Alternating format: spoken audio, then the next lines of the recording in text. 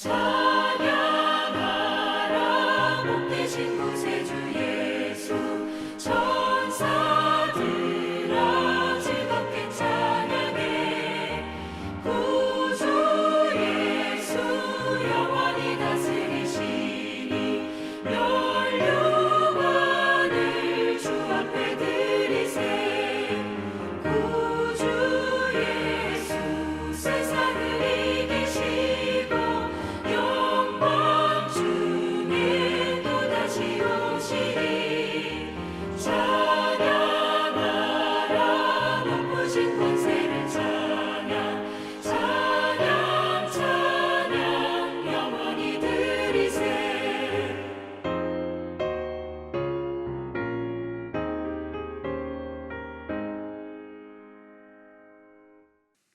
오늘 우리에게 주신 하나님의 말씀은 시편 118편입니다. 시편 118편의 말씀입니다. 여호와께 감사하라. 그는 선하시며 그의 인자하심이 영원함이로다. 이제 이스라엘은 말하기를 그의 인자하심이 영원하다 할지로다. 이제 아론의 집은 말하기를 그의 인자하심이 영원하다 할지로다. 이제 여호와를 경외하는 자는 말하기를 그의 인자하심이 영원하다 할지로다. 내가 고통 중에 여호와께 부르짖었더니 여호와께서 응답하시고 나를 넓은 곳에 세우셨도다. 여호와는 내 편이시라. 내가 두려워하지 아니하리니 사람이 내게 어찌할까. 여호와께서 내 편이 되사 나를 돕는 자들 중에 계시니 그러므로 나를 미워하는 자들에게 보응하시는 것을 내가 보리로다. 여호와께 피하는 것이 사람을 신뢰하는 것보다 나으며 여호와께 피하는 것이 고관들을 신뢰하는 것보다 낫도다. 문나라가 나를 애워쌌으니 내가 여호와의 이름으로 그들을 끊으리로다. 그들이 나를 애워싸고 애워쌌으니 내가 여호와의 이름으로 그들을 끊으리로다. 그들이 벌들처럼 나를 애워쌌으나 가시덤불에 불같이 타 없어졌나니 내가 여호와의 이름으로 그들을 끊으리로다. 너는 나를 밀쳐 넘어뜨리려 하였으나 여호와께서는 나를 도우셨도다. 여호와는 나의 능력과 찬송이시요 또 나의 구원이 되셨도다. 의인들의 장막에는 기쁜 소리, 구원의 소리가 있으며 여호와의 오른손이 권능을 베푸시며 여호와의 오른손이 높이 들렸으며 여호와의 오른손이 권능을 베푸시는도다.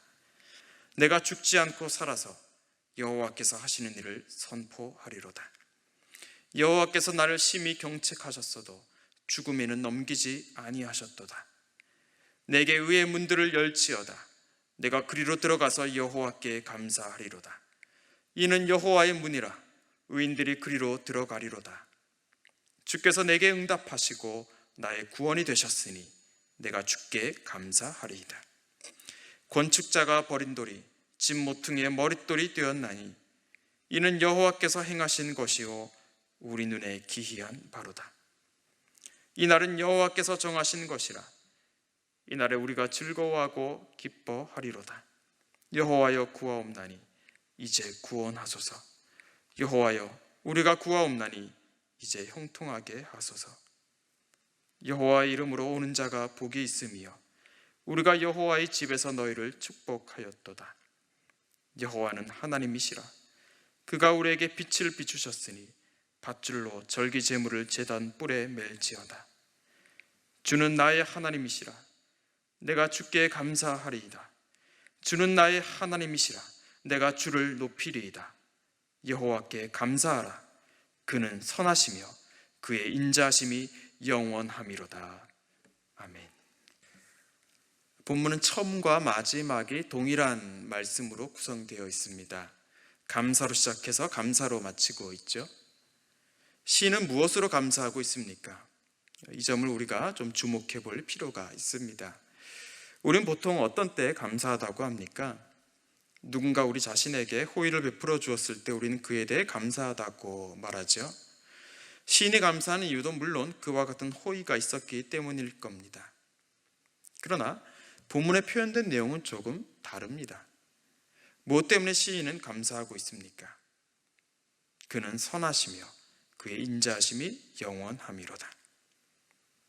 하나님이 선하시고 하나님의 그 인자하심이 영원하기 때문에 감사하다고, 또 감사하자고 합니다.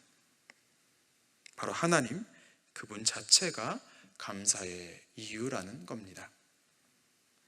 물론 하나님이 누구신지 알 수 있는 것은 하나님이 하신 일을 경험했을 때입니다. 어쩌면 그것이 하나님께 감사할 수 있는 유일한 이유인지도 모르겠습니다. 하나님이 어떠한 분인지를 우리는 책을 통해서 또 설교나 성경 공부를 통해서도 알 수 있지만 사실 그런 이유로 우리는 하나님께 감사를 고백하지는 않습니다. 왜냐하면 하나님을 지식적으로 아는 것과 하나님이 하신 일을, 그분의 선하심과 인자하심을 경험하는 일은 질적으로 다르기 때문입니다. 그런데 하나님이 누구신지 그리고 그로 인해 감사를 고백하는 일은 그리스도인들에게 선택이 아니라 필수일지도 모릅니다. 다시 말해서 그리스도인들은 그분의 선하심과 인자하심을 매번 새롭게 경험할 수 있어야 합니다. 왜냐하면 그래야만 우리 그리스도인들은 한 걸음 한 걸음 주님 가신 그 길을 따라갈 수 있기 때문입니다. 그렇지 않고서 이 길을 끝까지 가기라 무척 고단한 일이고, 또 중간에 중단해버리거나 아니면 주님께서 원하시지 않는 신앙인으로 살아가 버릴 수도 있기 때문입니다. 그렇기 때문에 주님의 선하심과 인자하심을 매번 새롭게 누리는 것이 매우 중요합니다. 그러면 어떻게 우리 역시 감사를 고백할 수 있을까요? 어떻게 우리는 그분의 선하심과 인자하심을 경험할 수 있을까요? 우리는 오늘 말씀에서 몇 가지 그 길을 발견합니다. 15절에서 18절까지의 말씀입니다. 의인들의 장막에는 기쁜 소리, 구원의 소리가 있으며 여호와의 오른손이 권능을 베푸시며 여호와의 오른손이 높이 들렸으며 여호와의 오른손이 권능을 베푸시는도다. 내가 죽지 않고 살아서 여호와께서 하시는 일을 선포하리로다. 여호와께서 나를 심히 경책하셨어도 죽음에는 넘기지 아니하셨도다. 자, 여기에 계속 반복되어 나오는 표현이 있죠. 무엇입니까? 바로 여호와의 오른손입니다. 여호와의 오른손이 권능을 베푸시며 여호와의 오른손이 높이 들렸으며 여호와의 오른손이 권능을 베푸시는도다. 여호와의 오른손, 이 표현은 무엇입니까? 하나님 정말로 우리 사람들처럼 왼손 또 오른손이 있다는 게 아니죠. 시인은 하나님께서 선하시고 인자하시다는 걸 마치 하나님의 손이 행하신 일과 같이 실감나게 경험했다는 걸 나타내고자 여호와의 오른손이라는 표현을 사용한 겁니다. 성경에서는 이 표현이 제법 자주 사용되고 있죠. 여호와의 오른손은 하나님의 권능, 하나님의 놀라운 자비를 나타내는 성경의 독특한 표현입니다. 그런데 우리가 또 한 가지 주목하고 싶은 것은 시인은 어디서 여호와의 오른손에 행하시는 것을 경험했다고 합니까? 15절에 처음 나오죠. 15절 처음에 나옵니다. 의인들의 장막이라는 겁니다. 의인들의 장막. 의인들의 장막에서 그는 여호와 하나님의 오른손을 목격하고 느꼈다는 거죠. 그래서 그는 17절에서 고백하고 있듯이 여호와께서 하시는 일을 선포하겠다는 겁니다. 여호와께서 하시는 일을 경험한 자만이 할 수 있는 고백입니다. 바로 의인들의 장막에 들어간 자만이 할 수 있는 고백인 것이죠. 그런데 시인은 이 의인들의 장막을 또 다른 표현으로 바꿔 말하고 있습니다. 19절인데요. 우리 19절 말씀을 함께 읽겠습니다. 내게 의의 문들을 열지어다. 내가 그리로 들어가서 여호와께 감사하리로다. 시인은 어디로 들어가서 여호와께 감사하겠다고 합니까? 의의 문을 열고 들어가겠다고 하죠. 이 문은 어떤 문입니까? 20절 말씀 함께 읽겠습니다. 이는 여호와의 문이라. 의인들이 그리로 들어가리로다. 그 문은 바로 여호와의 문이죠. 그러니까 이 문을 열고 들어가면 여호와 하나님이 계신 겁니다. 그래서 21절의 고백과 같이 바로 거기서 주님이 내게 응답하시고 나의 구원이 되신다는 걸 경험하고 또 나는 주님께 감사할 수 있다는 겁니다. 정리하면 하나님께 감사할 수 있는 방법은 바로 의인들의 장막에 들어가는 것이고 의의 문을 열고 들어가는 겁니다. 그런데 이 문은 바로 여호와의 문이라고 했죠. 이 말씀은 바로 그 장막의 주인이 하나님이란 사실을 우리에게 암시해 주죠.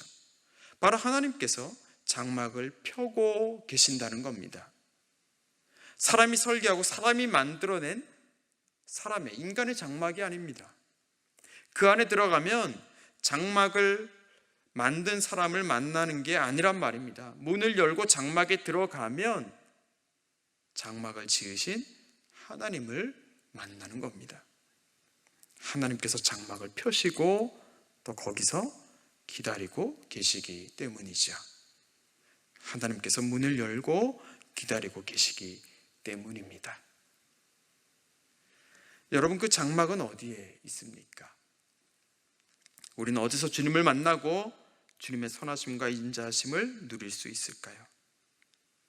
이 시가 지어졌을 때 시인은 예루살렘 성전을 그 장막에 빗대어 표현한 것으로 알려져 있습니다. 당시 이스라엘 백성들에게 예루살렘 성전이야말로 여러 이방 신들 속에서도 자신의 신앙을 지키는 구심점이 되었기 때문이죠. 그러나 그 성전은 아시다시피 다 파괴되었습니다. 다 허물어졌습니다. 그러면 이제 어디입니까? 동화동에 자리 잡고 있는 문화교회 건물입니까? 지금 우리는 이곳에 모이지 못하고 있습니다.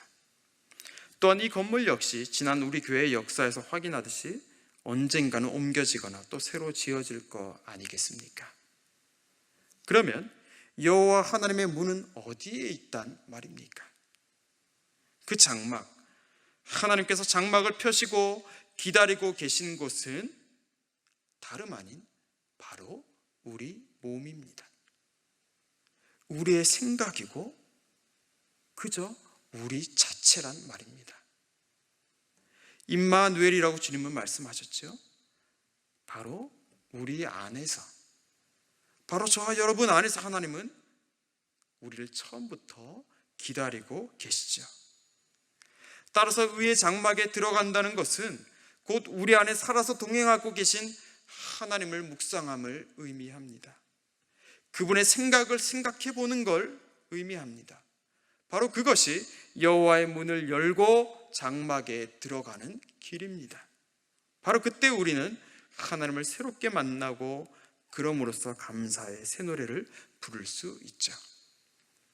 시작하면서 말씀드렸듯이 우리는 감사를 고백하지 않고서는 이 길을 제대로 걸어갈 수가 없는 사람들입니다. 우리에겐 반드시 기쁨이 필요합니다. 감사가 있어야만 합니다. 오늘 다 살펴보지는 않았지만 본문에서만도 얼마나 기쁨이란 단어가 자주 나오는지 모릅니다. 또한 성경 전체에서도 그리스도인의 삶이라는 것이 고난도 있지만 그 고난을 이기게 하는 기쁨이 숨어 있다는 걸 우리의 믿음의 선배들은 얼마나 강조했는지 모릅니다. 임마누엘 하나님, 바로 우리 안에 살아계시는, 우리와 함께하고 계시는 하나님을 묵상하십시오. 그것이 오늘 우리가 하나님을 경외하는 길이고 마침내 하나님께서 예비해 두신 은혜와 기쁨을 누리는 길이기 때문입니다. 기도하겠습니다. 아버지 하나님, 주님께서 손수 지으신 장막을 펴시고 기다리고 계심을 느끼게 해 주십시오. 주님을 만나기 위해 우리가 큰 비용을 들이고 먼 길을 떠나야 하는 것이 아니라 바로 우리 안에 우리와 동행하시는 하나님께 가만히 귀를 기울이며 주님을 우리 삶의 주권자로 모시는 것이라는 걸 깨닫습니다. 이 일을 포기하지 않게 하시고 보다 적극적으로 주님을 우리 중심에 모시며 주님 예배하신 기쁨을 누리는 우리가 되게 해주십시오. 마침내 우리로 감사를 고백하게 하실 예수님 이름으로 기도합니다. 아멘. 하늘에 계신 우리 아버지, 아버지의 이름을 거룩하게 하시며 아버지의 나라가 오게 하시며 아버지의 뜻이 하늘에서와 같이 땅에서도 이루어지게 하소서. 오늘 우리에게 일용할 양식을 주시고 우리가 우리에게 잘못한 사람을 용서하여 준 것 같이 우리 죄를 용서하여 주시고 우리를 시험에 빠지지 않게 하시고 악에서 구하소서. 나라와 권능과 영광이 영원히 아버지의 것입니다. 아멘.